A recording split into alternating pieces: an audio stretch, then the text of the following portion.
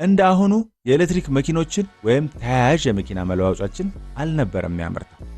በጊዜው ኒኬል ካድሚየም እና ሊቲየም አየን የተባሉ የሞባይል ባትሪዎችን ነበር የሚያመርተው። ታዲያ እነዚህ ባትሪዎችን በጊዜው እንደነ ኖኪያ እና ሞቶሮላ ያሉ ስልኮች ነበር በብዛት የሚጠቀሙት።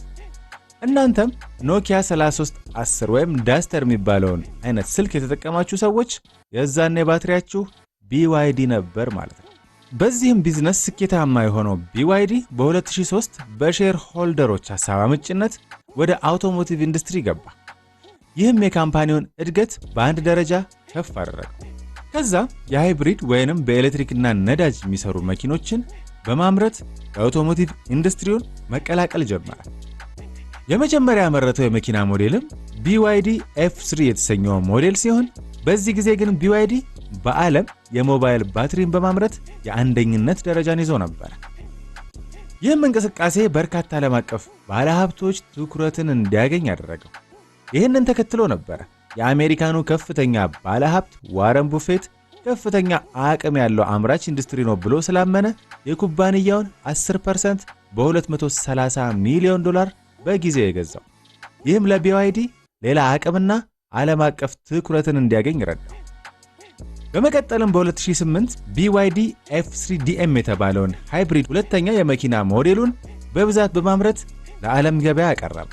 ከዚሁ ጋር አያይዞም በ2009 BYD F6 የተባለ የኤሌክትሪክ መኪናን ለገበያ አቀረበ። ይህም ኩባንያው በሙሉ አቅሙ ወደ ኤሌክትሪክ መኪና ምርት እንዲገባ አደረገው። ከዛም BYD በ2020 ሌላኛው በኤሌክትሪክ መኪና ኢንዱስትሪ ቀዳሚነቱን ሊሰጠው የቻለውን የመኪና ባትሪ ቴክኖሎጂ አስተዋወቀ።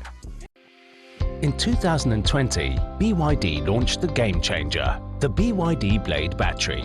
The singular cells are arranged together in an array and then inserted into a battery pack like a blade.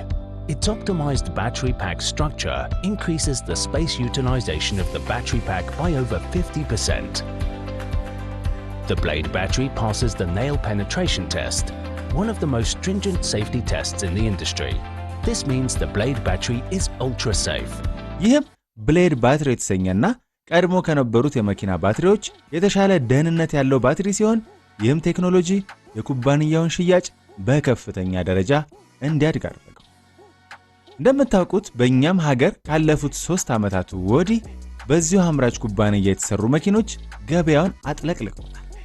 ይህም የሆነበት ምክንያት ከላይ እንደጠቀስኩት ኩባንያው በሰፊው ምርቶቹን ወደ ገበያ ከማስገባቱ ባሻገር በዋጋ ደረጃ እንደነ ቴስላ ካሉ የኤሌክትሪክ መኪና አምራች ኩባንያዎች የተሻለና ተመጣጣኝ ዋጋ ያላቸው የመኪና ሞዴሎችን ወደ ገበያ ይዞ መምጣቱና እጅግ በርካታ የመኪና ሞዴል አማራጮችን ይዞ መቅረቡ እንደ ዋነኛ ምክንያቶች ሊነሱ የሚችሉ ናቸው።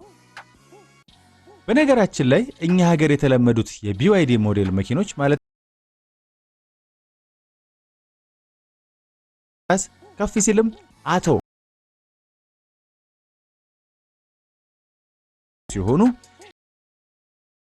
34 እስከ 41 አይነት የመኪና ሞዴሎችን እንደሚያመርት ታውቃላችሁ? አዎ፣ እነዚህ ሞዴሎች ከቅንጦት እስከ ተመጣጣኝ ዋጋ ያላቸው ሲሆኑ በዋነኝነት ዳይናስቲና ኦሽን የሚባሉ ሞዴሎችን የሚያመርት ሲሆን በተጨማሪም ዴንዛና ያንግ ዋንግ የተሰኙ እጅግ የቅንጦት መኪኖችን ያመርታል።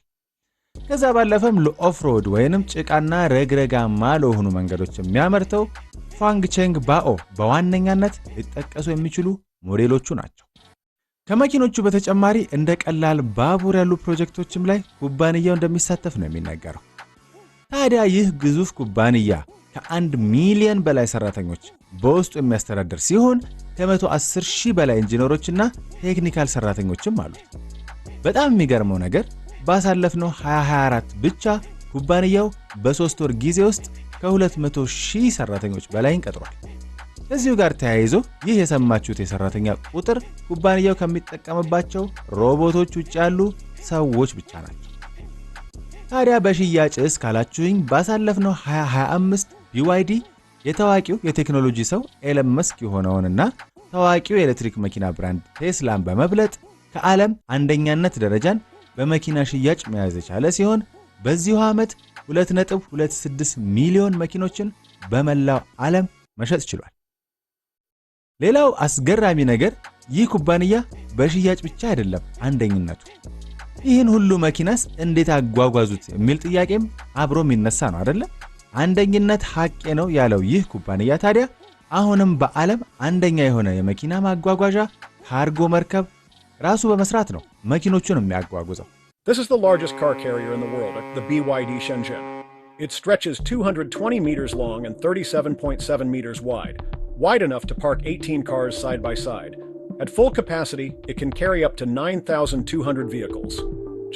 ይህም መርከብ በአንድ ጊዜ 9200 መኪኖችን ጭኖ ወደ ተፈለገበት ቦታ ማጓጓዝ ይችላል። ወደ ሀገራችን እንመለስና እኛ ሀገር የኤሌክትሪክ መኪኖች BYDን ጨምሮ ሌሎች ብራንድ መኪኖች ቢስፋፉም አሁንም የዋጋው ጉዳይ ግን በተለይ አሁን ላይ እጅግ ጣራ የነካበት ሁኔታ ላይ ነው ያለው። ታዲያ ይህን ከግምት ውስጥ በማስገባት እውነት እነዚህ መኪኖች ዓለም ላይ ያላቸው ዋጋና ተገዝተውና ቀረጥ ተከፍሎባቸው ወደ ሀገር ገብተው ሲሸጡ ያለው ዋጋ እውነት የሚያዋጣ ነው የሚለውን ነገር ለማገናዘብ እንዲረዳችሁ እስቲ በተለይም እኛ ሀገር የሚዘወተሩትን የBYD ሞዴሎች የዓለም አቀፍ ዋጋ ነግሬያችሁ እናብቃ። እኛ ሀገር በብዛት ሰዎች ላይ የምትታየው የBYD ሲጉል ዓለም አቀፍ የመሸጫ ዋጋ ማለትም ቻይና ሀገር የችርቻሮ ዋጋ ተብሎ የተቀመጠው ከ9500 እስከ $12000 ሲሆን ይህም ዋጋ በባንክ ተመን ብናሰለው ከ1.4 ሚሊዮን እስከ 1.9 ሚሊዮን ብር አካባቢ ነው ማለት ነው። ሌላኛው የBYD E2 ሞዴል መኪና ሲሆን ይህ ሞዴል አሁንም በቻይና ችርቻሮ ዋጋ ደግሞ ከ11000 እስከ $13000 አካባቢ እንደሆነ ነው የሚነገረው። ይህም በባንክ ምንዛሬ ተመን ብንሰራው ከ1.6 ሚሊዮን እስከ 2 ሚሊዮን ብር አካባቢ ዋጋ መግዛት ይቻላል ማለት ነው። ከዛ ውጪ ሶንግ ፕላስን ብናይ ከ20 እስከ $25000 የሚተመን ዋጋ ያለው ሲሆን ይህም በባንክ ተመን ከ3 ሚሊዮን እስከ 4 ሚሊዮን ብር ዋጋ ተመን እንደሚገዛ ነው መረጃዎች የሚያሳዩት። ሌላኛው ዩአናፕ የተባለው ሞዴል ሲሆን ይህ ሞዴል ከ16000 እስከ 16800 ማለትም ከ2.4 እስከ 2.6 ሚሊዮን ብር የችርቻሮ ዋጋ አለው ማለት ነው። እነዚህ ዋጋዎች በነገራችን ላይ ከቀረጥና ከትራንስፖርቴሽን ውጪ የመግዣ ዋጋ ብቻ መሆናቸው ከግምት ውስጥ እንዲገባ እንፈልጋለን። ሆኖም ግን አሁን ላይ በእኛ ሀገር ያለው ከፍተኛ ዋጋና ቀጣይነት ያለው ጭማሪ እጅግ የተጋነነ ይመስለናል። ለዛውም የኤሌክትሪክ መኪናዎች በመንግስት በሚበረታቱበት ዘመንና እንደ ዋነኛ አማራጭ እየተቆጠሩበት ባለው በዚህ ጊዜ አሁን ላይ የሚጠራው ዋጋ ትክክልና አዋጭ ነው ብላችሁ ታስባላችሁ? እስቲ ሐሳባችሁን አካፍሉን። እኛ ግን እዚህ ላይ እናብቃ። ኢንፎኮምቦ በቻናል 1